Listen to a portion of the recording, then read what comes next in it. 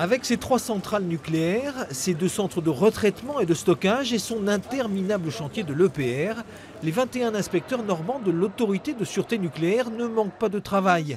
En 2017, ils ont réalisé au total quelques 150 missions de contrôle et d'inspection.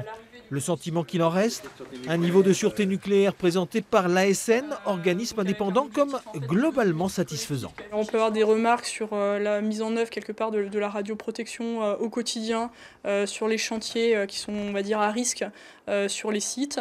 On peut avoir des remarques sur quelque part la gestion des écarts, donc quelque part une caractérisation précise et rapide d'un écart et ensuite le traitement de l'écart donc dans des délais acceptables. On peut avoir des choses qui relèvent plus du champ de l'environnement, de la conduite des centrales.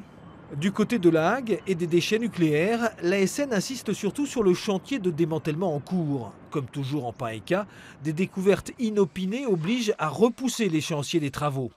C'est exactement le même constat du côté de l'EPR où les retards n'en finissent pas de s'accumuler. L'affaire des soudures défectueuses n'arrange pas les choses de ce point de vue, mais après tout, à chacun ses soucis. L'ASN ne se positionne pas sur une date de calendrier.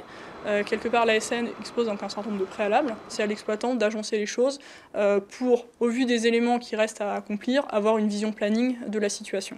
Seul indice que donne l'autorité, l'EPR démarrera lorsque, je cite, il sera prêt, sûr et terminé.